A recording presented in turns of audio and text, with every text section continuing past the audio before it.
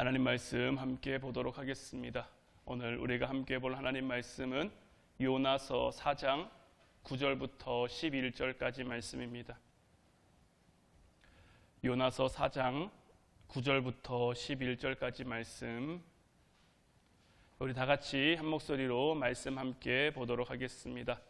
하나님이 요나에게 이르시되 내가 이 박넝쿨로 말미암아 성내는 것이 어찌 옳으냐 하시니 그가 대답하되 내가 성내어 죽기까지 할지라도 옳으니이다 하니라.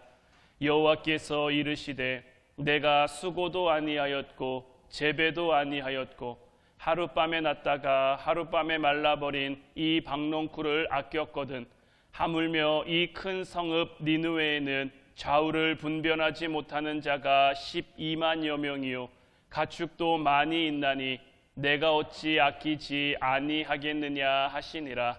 아멘. 오늘 이 시간에는 믿음으로 살아야 할 이유입니다. 우리가 왜 믿음으로 살아야 하는지 그 말씀을 좀 함께 나누려고 하는데, 하나님께서는 이스라엘이라는 민족을 택하셨죠. 그리고 그들에게 정말 엄청난 은혜를 부어주셨어요. 인류 역사상 그 어떤 나라도 이스라엘만큼 하나님의 은혜를 많이 경험한 나라는 없을 거예요. 그런데 그들은 이토록 큰 하나님의 은혜를 입었음에도 불구하고 그 은혜를 깨닫지 못했고요. 오히려 더 강팍해졌고요. 자기들에게 주어진 것이 마땅히 자기들에게 주어질 것으로 여겼어요. 이것은 선지자 요나라고 해서 다르지 않았습니다. 하나님께서 이스라엘에게 은혜를 베푸시는 것은 당연한 거고 마땅한 거고, 하나님께서 니느웨의 은혜를 베푸시는 것은, 하나님께서 니느웨를 구원하고자 하시는 것은 정말 말도 안 되는 그러한 일인 거죠. 그러니까 하나님이 자기 지금 뒤통수를 치고 있다라고 요나는 생각하고 있는 거예요. 그래서 하나님께서는 박넝쿨을 통해서, 벌레를 통해서, 뜨거운 동풍을 통해서 요나에게 이 문제에 대해서 가르치고자 하셨는데, 먼저 요나가 옳다고 여기는 것과 하나님이 옳다고 여기는 것 사이에 충돌이 일어나고 있습니다. 그리고 그 다음으로는 요나가 아끼는 것과 하나님이 아끼시는 것 사이에 충돌이 일어나고 있는 거예요. 우리의 신앙생활도 마찬가지입니다. 조금씩 유형은 다를지라도 다 이 문제에 우리는 부딪히고 있는 거예요. 우리가 옳다고 여기는 것과 하나님이 옳다고 여기는 것, 우리가 아끼는 것과 하나님이 아끼는 것 사이에 충돌이 일어나면서 모든 갈등과 모든 싸움이 벌어지고 있는 거죠. 우리가 옳다고 여기가, 우리가 아끼는 그것을 내려놓을 수 있어야 되는데, 내려놓는다고 말은 하면서 정말 우리의 삶 가운데 내려놓지 못하니까 하나님과 부딪히고 하나님과 갈등하고 하나님과 싸울 수밖에 없는 거죠. 그렇지만 하나님은 우리를 그냥 두지 않으시는 거죠. 오늘 본문 말씀을 우리가 다시 한번 보면, 하나님이 요나에게 이르시되 내가 이 박넝쿨로 말미암아 성내는 것이 어찌 옳으냐 하시니 그가 대답하되 내가 성내어 죽기까지 할지라도 옳으니이다 하니라. 여호와께서 이르시되 내가 수고도 아니하였고 재배도 아니하였고 하룻밤에 났다가 하룻밤에 말라버린 이 박넝쿨을 아꼈거든 하물며 이 큰 성읍 니느웨에는 좌우를 분변하지 못하는 자가 12만여 명이요 가축도 많이 있나니 내가 어찌 아끼지 아니하겠느냐 하시니라. 자, 요나는 지금 뭐라고 말합니까? 내가 성내어 죽기까지 할지라도 내가 옳다는 거예요. 하나님이 틀렸고 내가 옳다라고, 그래서 하나님이 옳다고 여기시는 것과 요나가 옳다고 여기는 것 사이에 충돌이 일어났는데 요나가 어디까지 고집을 부립니까? 내가 성내어 죽기까지 할지라도 고집을 부리고 있는 거죠. 하지만 우리 하나님 어떻습니까? 요나가 그렇게 고집을 피움에도 불구하고 끝까지 말씀하시며 끝까지 이끌어 가시는 것. 사실 요나가 이 니느웨에 오기까지 하나님이 요나를 위해 예비해 두신 게 얼마나 많습니까? 먼저는 물에 빠진 요나를 살릴 큰 물고기를 예비하셨죠. 사실 요나는 다시스로 도망하는 그 배에서 큰 풍랑이 일어서 배가 침몰하려고 했을 때, 제비를 뽑아 자기가 뽑혔을 때, 나는 이제 죽었구나, 나는 하나님의 어떤 심판을 받았구나라고 생각을 했단 말이에요. 그냥 거기서 그렇게 죽었어도 할 말이 없는 것이 요나인데, 하나님께서 요나에게 은혜를 베푸셔서 그를 위한 큰 물고기를 예비하셨죠. 그리고 큰 물고기 뱃속을 어떤 자리로 만들어 주셨습니까? 기도할 수 있는 자리로 만들어 주신 거예요. 매우 싫어하고 성내는 요나에게 박넝쿨도 예비하시고 벌레도 예비하시고 뜨거운 동풍도 예비하시고, 요나가 하나님의 마음을 깨닫고 돌아올 수 있도록 끊임없이 그 과정을 겪어나가게 하고 계신 거죠. 하나님께서는 무슨 요나를 인형 뽑기 하는 것처럼 이렇게 찝어갖고 하나님이 원하시는 곳에 던져놓는 것이 아니라, 요나가 스스로 하나님이 원하는 곳을 향해 올 수 있도록, 그것을 깨달을 수 있도록 그 길을 인도해 주고 계신 거예요. 동풍을 예비해서, 박넝쿨을 예비해서, 벌레를 예비해서, 큰 물고기를 예비해서 하나님은 그를 그렇게 인도해 가시는 거예요. 이것이 하나님이 이 땅 가운데 우리를 하나님의 사람으로 만들어가는 그 신앙의 싸움인 거예요. 그런데 뭐가 문제냐면, 요나서 4장 1절 2절 말씀 보면, 요나가 매우 싫어하고 성내며 여호와께 기도하여 이르되, 여호와여 내가 고국에 있을 때에 이러하겠다고 말씀하지 아니하였나이까? 그러므로 내가 빨리 다시스로 도망하였사오니 주께서는 은혜로우시며 자비로우시며 노하기를 더디하시며 이내가 크시사 뜻을 돌이켜 재앙을 내리지 아니하시는 하나님이신 줄을 내가 알았음이니이다. 우리도 요나처럼 하나님의 자비하심 때문에 분노할 때가 있다라는 거죠. 하나님이 요나에게, 하나님이 이스라엘에게 주신 은혜가 얼마나 많습니까? 얼마나 하나님이 그들을 향해 오래 참아주셨습니까? 하나님이 얼마나 그들을 향해 은혜로우시며 자비하시며 노하기를 더디하셨습니까? 그런데 요나는, 이스라엘은 이걸 잊어버린 거예요. 이걸 망각한 거예요. 그리고 누구에게 자비 베푸는 걸 싫어하는 겁니까? 다른 사람, 니느웨, 아수르에 하나님의 자비, 하나님의 구원 베푸는 것에 대해서 매우 싫어하고 성내 있는 거죠. 이스라엘 백성들이 왜 예수님을 십자가에 못 박았습니까? 그들은 예수님이 그들을 구원해 줄, 십자가를 지실 그 주님이 아니라 로마를 뒤엎을 수 있는 그런 어떤 정치적인 힘과 능력을 가지고 있는 그러한 왕이 되어주시기를 원했기 때문이에요. 예수님께서 예루살렘에 입성하실 때 뭘 타셨죠? 어린 나귀 새끼를 타셨단 말이에요. 이 나귀는 평화의 상징입니다. 만약에 예수님께서 이 땅을 정말 전복시키고 로마를 무찌르고 어떤 전쟁을 하기 위해 오셨다라면 어린 나귀를 타실 리가 없죠. 어린 나귀를 타고서는 전쟁을 할 수가 없는 거죠. 왜 예수님께서는 어린 나귀를 타셨을까요? 아직 예수님은요, 이 땅을 심판할 마음이 없으신 거예요. 십자가를 지시고 우리를 구원하셔서 하나님의 사랑, 하나님의 은혜 가운데로 우리를 이끌어 가시겠다라는 것이 바로 예수님의 마음이신 거예요. 사실 이스라엘 백성들이 정말 착각하지 말아야 될 것은 뭐냐면, 만약 예수님께서 그 시대 가운데 말탄 왕으로 오셨다면 어땠을까요? 이 세상을 심판하기 위해 예수님께서 이 땅에 오셨으면 누가 제일 먼저 심판받아야 될까요? 이스라엘이 먼저 심판받아야 되는 거예요. 말탄 왕이 와야, 말탄 임금이 와야 로마를 무찌르고 로마를 물러내고 그들이 군림할 수 있을 것 같지만, 그렇게 되면 이스라엘도 무사할 수가 없는 거죠. 그러나 이제 예수님께서 다시 오실 때는 어린 나귀를 타는 예수님으로 오시는 것이 아니라 말탄 임금으로 오시게 될 거예요. 이 세상의 끝을 우리에게 고하시기 위해 재림주, 심판의 주로 오시게 될 거예요. 그때는 이스라엘의 편을 들어주시는 것도 아니고 우리의 편을 들어주시는 것도 아니고 공평과 정의로 이 세상을 심판하기 위해 재림하실 거죠. 그래서 우리는 그날을 준비하며 이 땅을 살아가야 하는 거예요. 하지만 그래도 우리에게 소망이 있는 것은 무엇입니까? 아직은 심판의 때가 아니다라는 거죠. 그렇기 때문에 하나님께서도 우리 주님께서도 한 사람이라도 더 구원하고자 하는 그 사랑의 마음, 은혜의 마음, 자비의 마음, 노하기를 더디하는 그 마음으로 우리를 향해 계신 것. 이것이 바로 하나님의 마음인 거예요. 그런데 이 하나님의 이 자비롭고 따뜻한 마음이 때로는 우리에게 불의한 마음처럼, 지금 오늘 말씀에 나온 이 요나가 그러고 있는 것처럼 우리도 그럴 때가 있다라는 거예요. 내가 생각하는 그 옳고 그름의 잣대로 하나님을 바라보는 거죠. 지극히 자기중심적으로 하나님을 바라보는 거죠.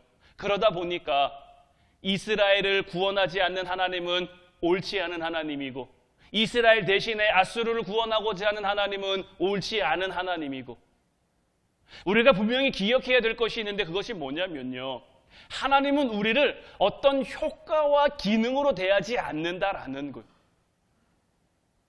우리는 우리가 바뀌어야 뭔가 이루어질 거라고, 우리가 바뀌어야 뭔가 일이 벌어질 거라고 생각하지만, 하나님께서는 우리를 통해 역사를 바꾸고, 우리를 통해 교회를 세워가고, 우리를 통해 가정을 일으키고, 그런 기능적인 역할로 우리를 사용하시는 게 아닙니다. 다만 우리로 하여금 그 자리를 지키게 하시는 거예요.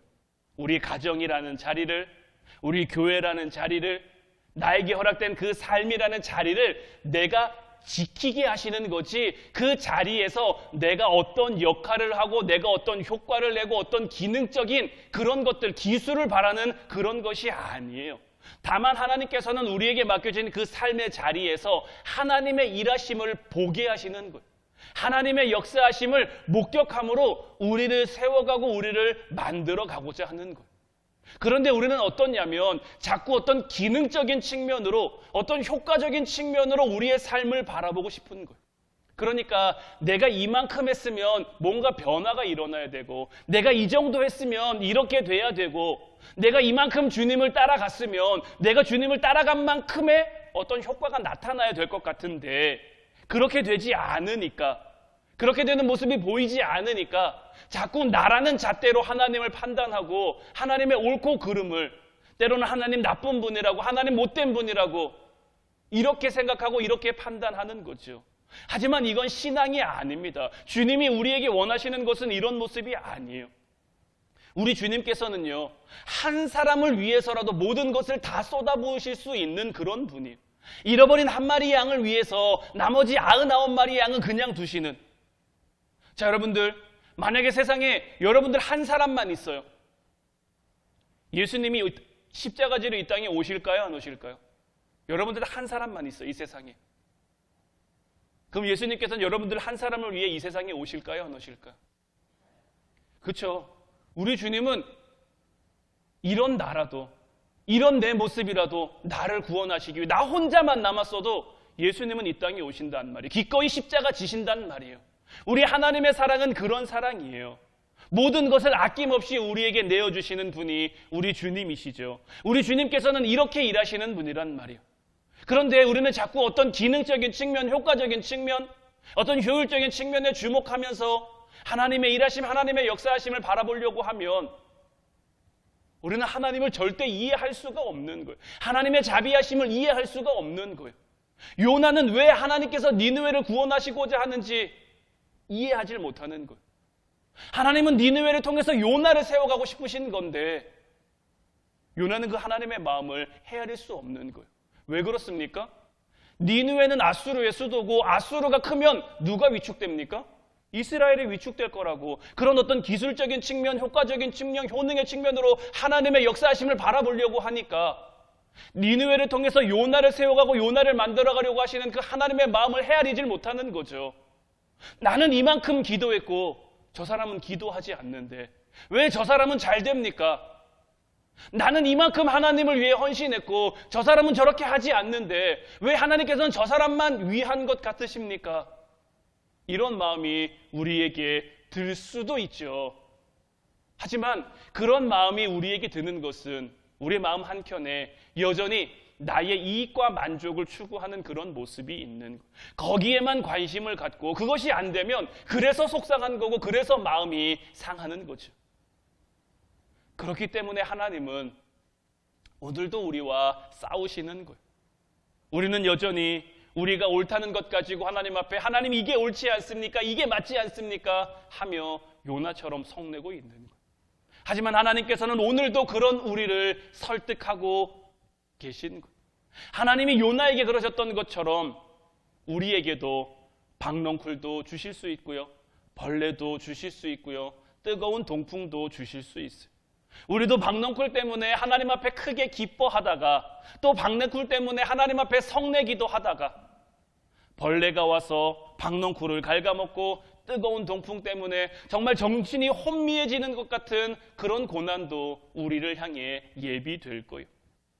하지만 이 모든 것이 우리를 향한 하나님의 섭리하심이고 하나님의 신실하심이라는 것을 우리는 바라볼 수 있어야 되는 거예요. 오늘날 기독교가 무너진 가장 큰 이유가 뭐냐면 하나님을 배우고 그분 앞에서 자라고 성장하는 싸움에서 우리 기독교가 실패한 거예요. 외적인 성장, 이런 것들만, 수적인 성장, 물질적인 성장, 이런 축복, 이런 기복적인 모습, 그런 것들만 자랑하고 그런 것만 앞세우다가 타락한 거예요. 여러분, 세상 사람들과 우리 믿는 사람들이 정말 목표가 똑같다면요, 우리에게 하나님은 없는 겁니다.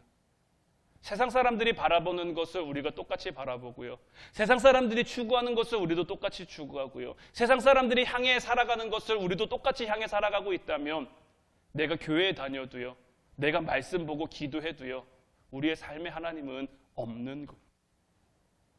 하나님은 우리를 구별된 사람으로 세우셨어요. 하나님께서는 우리를 거룩한 하나님 백성, 하나님 자녀로 세워가길 원하시는 거예요.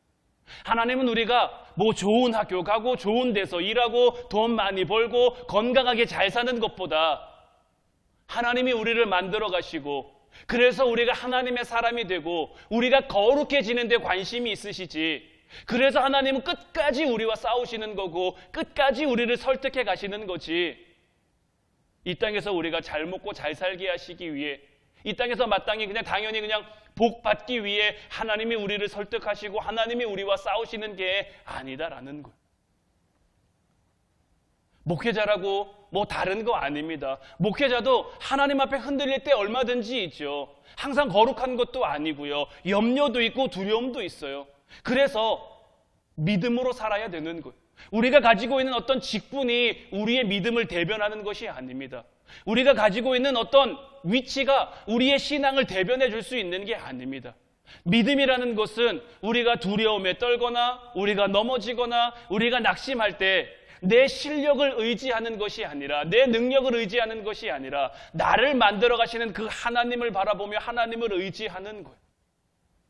요나의 입장에서 비록 니느웨가 구원받는 것이 내 원수의 나라가 잘 되는 것 같고 그러면 내 나라가 힘들어지는 것 같고 그런 마음이 든다고 할지라도 그 가운데 역사하시는 하나님을 볼 수 있어야죠.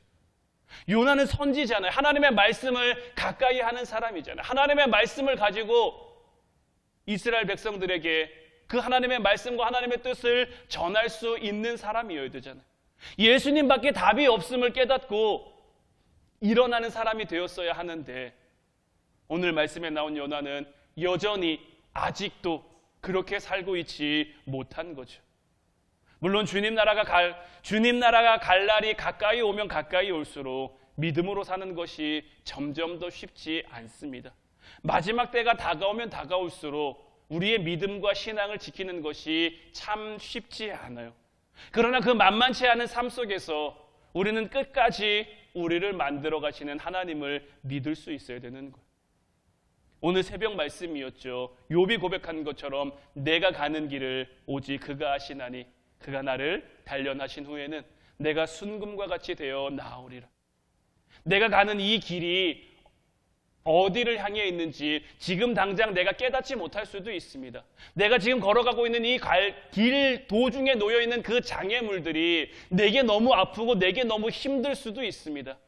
하지만 그럼에도 불구하고 내가 이 길을 끝까지 걸으면요, 이 길 끝에 하나님이 나를 온전한 하나님의 사람으로, 하나님의 기쁨으로, 하나님의 영광으로 만들어주신다라는 그 믿음의 확신을 가지고 살아갈 수 있어야 되는 거예요.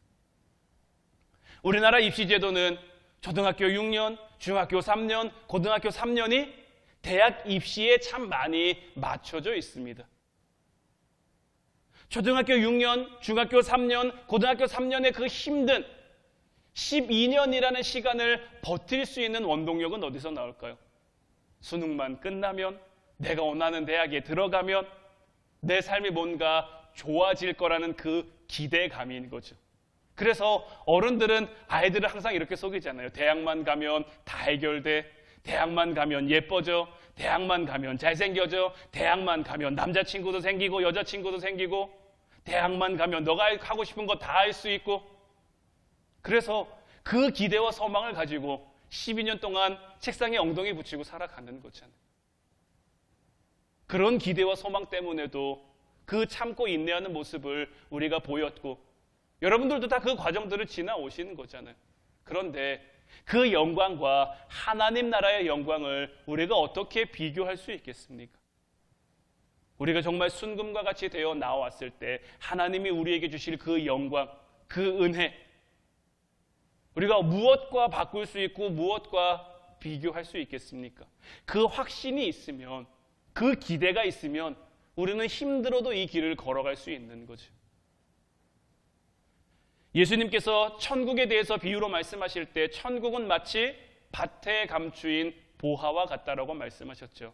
그 보화를 발견한 사람은 집에 가서 모든 소유를 팔아서 그 밭을 산다라고 말씀하셨는데, 우리가 하나님 나라라는 그 가치를 발견했다면, 우리가 하나님 나라라는 그 소망을 발견했다면 우리의 삶 가운데 무엇이 가장 우선되어야 할까요?